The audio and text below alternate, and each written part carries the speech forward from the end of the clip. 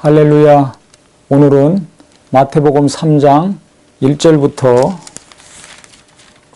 6절까지의 말씀을 살펴보겠습니다. 3장에서는 침례 요한이 회개의 침례를 외치는 것으로 시작을 합니다. 1절에 보시면 그때 침례 요한이 이르러 유대 광야에서 전파하여 말하되 회개하라 천국이 가까웠느니라 하였느니라 했습니다. 이 침례 요한은 이사야서 40장 3절의 말씀에 있는 것처럼 광야에 외치는 자의 소리가 있어 이르되 너희는 주의 길을 준비하라 그가 오실 길을 곧게 하라 하였느니라 한 것처럼 이사야 선지자가 예언한 마지막 선지자였습니다. 예수님의 길을 준비하고 예비하는 자였죠. 그가 광야에서 회개하라 천국이 가까웠느니라고 외치고 수많은 자들에게 회개의 침례를 베풀었습니다. 그런데 4절에 보면 이 요한은 낙타털 옷을 입고 허리에 가죽띠를 띠고 음식은 메뚜기와 석청이었더라. 그가 어떤 옷을 입었는지 어떤 음식을 먹었는지가 기록이 되어 있습니다. 그냥 광야에서 회개하라 천국이 가까웠느니라 외치고 그 다음에 자기에게 오는 수많은 자들에게 침례를 줬으면 되는데 그 다음에 그가 한 일에 대해서 기록을 했으면 되는데 털옷을 입었다는 것과 그 다음에 어떤 음식을 먹었는지 메뚜기와 석청을 먹었다는 기록이 있습니다. 왜 이것을 기록을 했을까요? 이유가 있을 것입니다. 이 침례 요한은 그 부모가 제사장이었습니다. 근데 그 당시 제사장들은 로마 권력과 관계가 좋았습니다.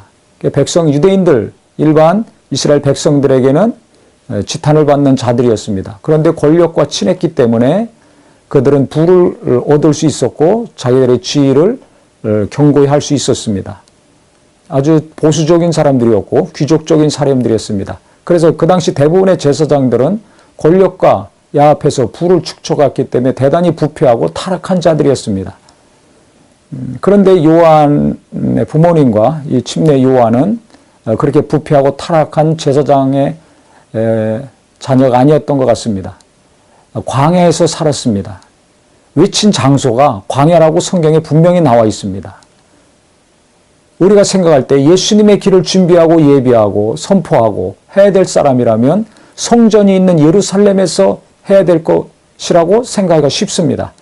또 예루살렘에서 무엇인가 메시아가 일하시기 전에 준비해야 될 일들은 예루살렘에서 이루어져야 될 것이라고 추측하기가 너무나 쉽습니다. 그런데 정반대로 우리가 생각할 때 인간들이 생각할 것과는 정반대로 광야에서 침례 요한은 이랬습니다. 외쳤습니다.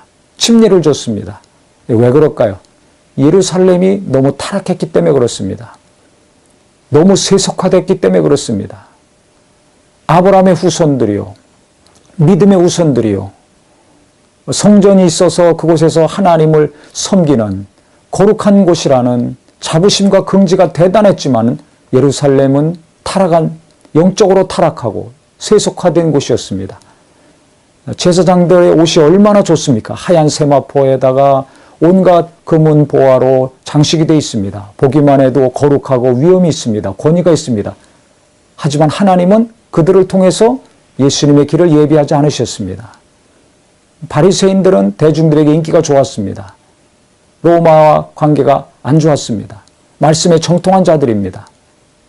그 하나님 말씀을 잘 알고 있는 바리새인들, 서기관들, 율법사들을 통해서 주님의 길을 준비하게 하지 않으셨습니다.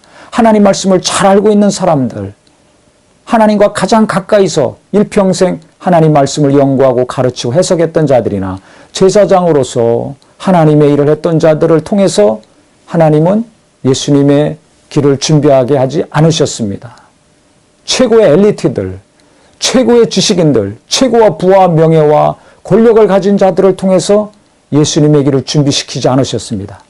광야에 있는 자, 깨끗하게 산 자, 거룩하게 산 자, 기도하며 금식하며 정말 구별된 삶을 지속적으로 살았던 침례 요한을 통해서 하나님은 예수님을 준비시키셨습니다.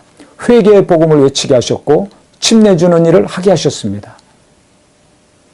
저는 왜 광야인가? 예루살렘이 아니고 왜 광야였는가?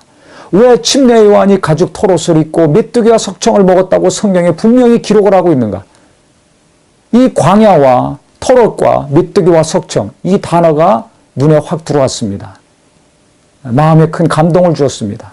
지금도 마찬가지입니다. 하나님이 쓰시는 사람, 하나님이 쓰시는 교회, 하나님이 쓰시는 하나님의 종과 일꾼들은 누군가?